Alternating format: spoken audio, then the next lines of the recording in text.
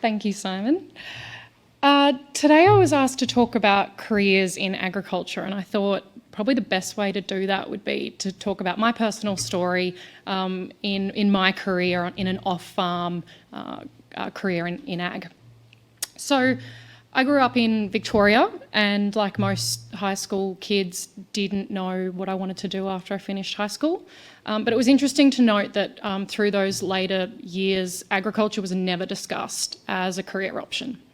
I grew up on a small beef hobby farm, but in no commercial connection to ag. But when I finished high school, I loved my horses, and I thought I'd pursue the opportunity to go to Marcus Oldham and study equine studies.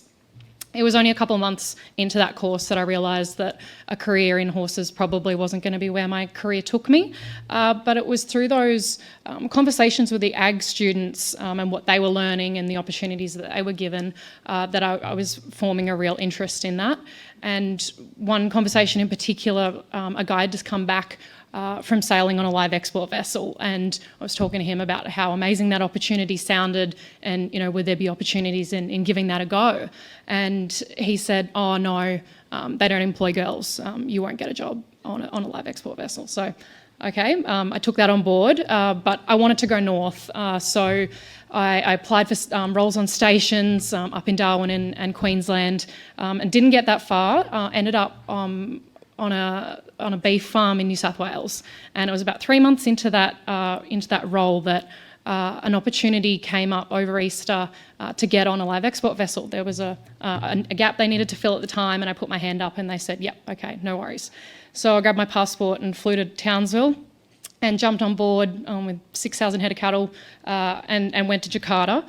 And I was sailing with an accredited stock person at the time, so all live export vessels leaving Australia need to be sailing with an accredited stock person. So I was sailing with that person and learning the ropes.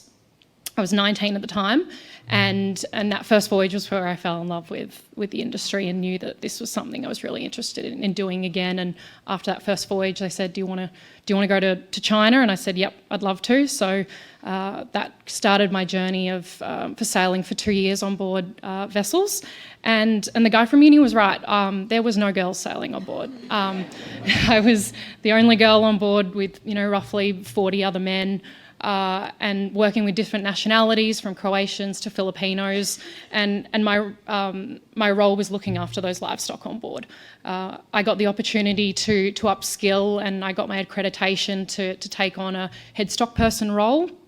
And it was over those 2 years that I grew a real passion and love for what I was doing, and I was really proud of working with the team and watching those cattle walk off at the other end and knowing that I'd done my bit to make sure that they were successful voyages.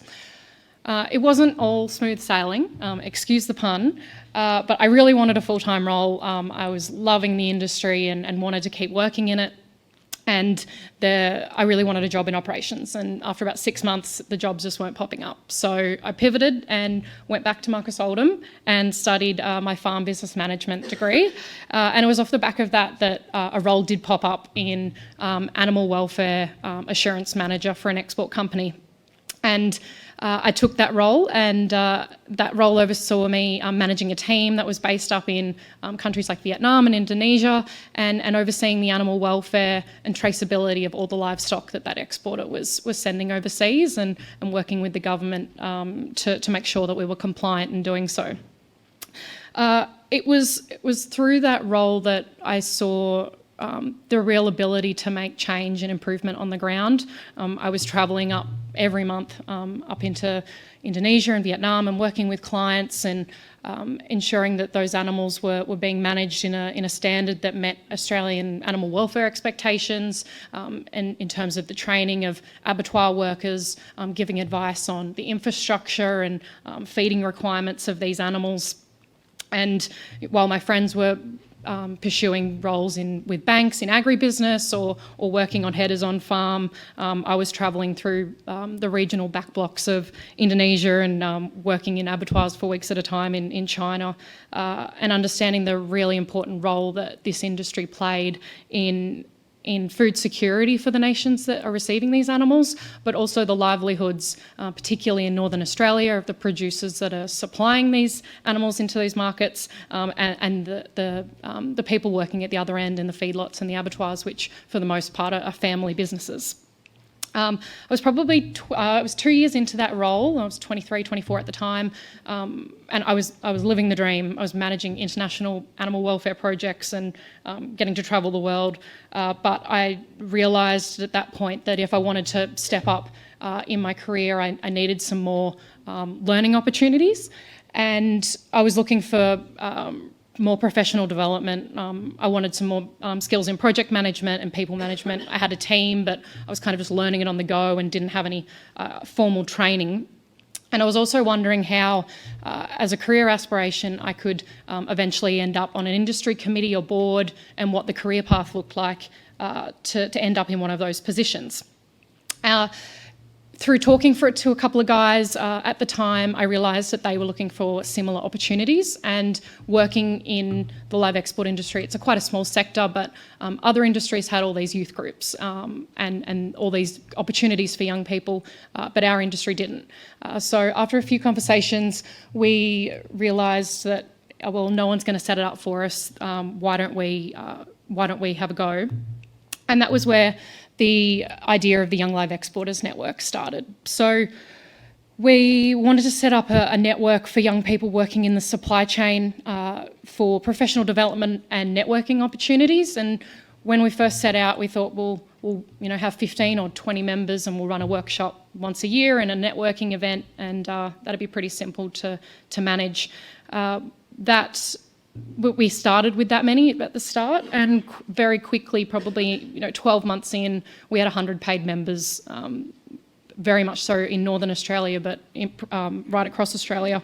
And we started running mate to manager leadership programs, media training, cross-cultural training and networking opportunities for young people working through the supply chain to meet industry leaders and build their confidence, particularly building their networks.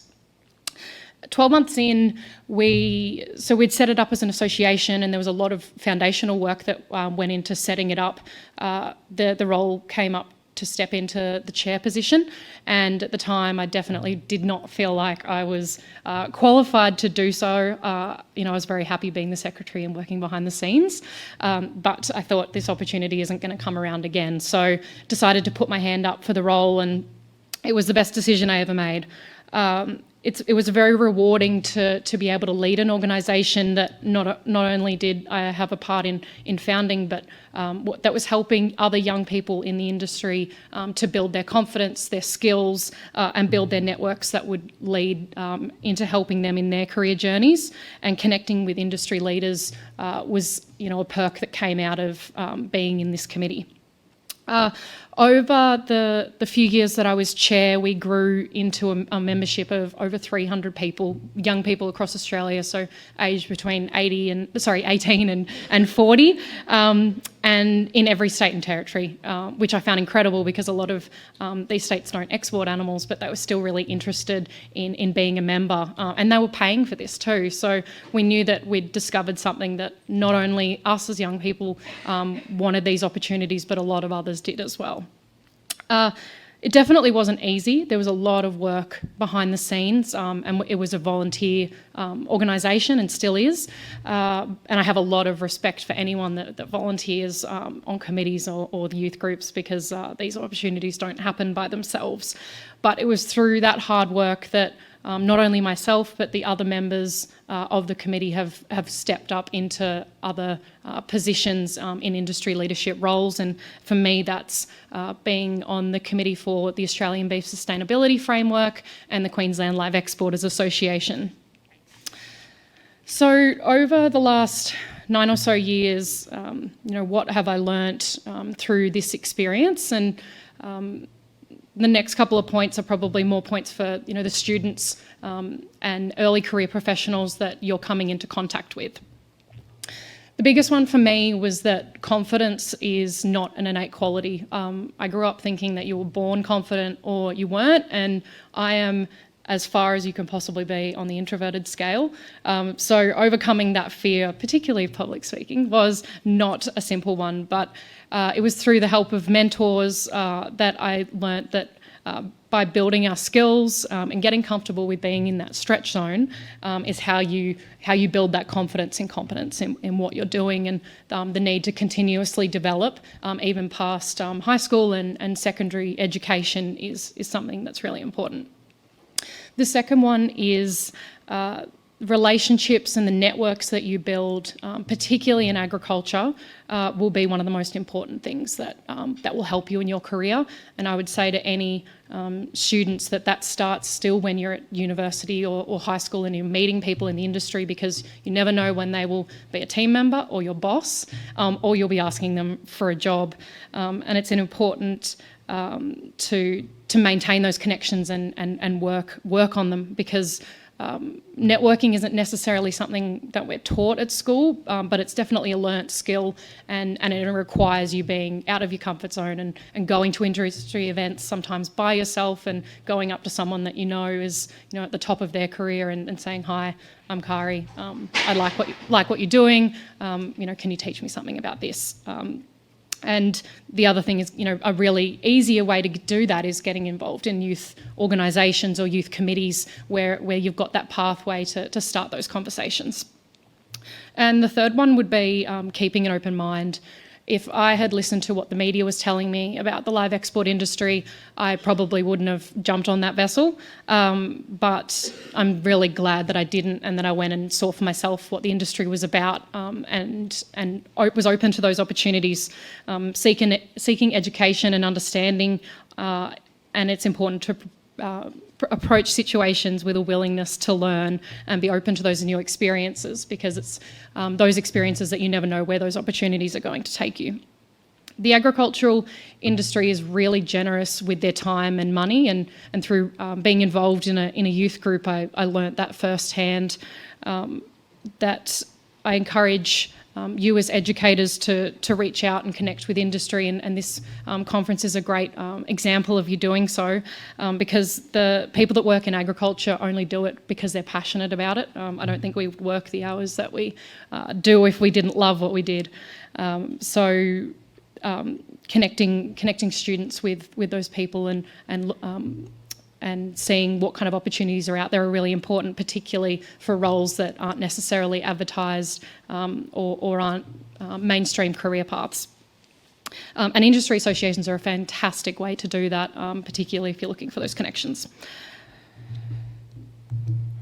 I love this quote, and if I had your students in the room, the one bit of advice I would tell them is to say yes to every opportunity that is presented to them, and then stress and worry about how you're going to achieve it after you've already committed, because that's pretty much how I've got through my career to date.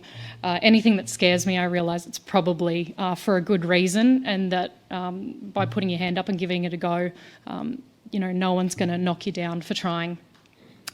Don't let fear hold you back, because the industries that we work in are run by those that show up. Thank you.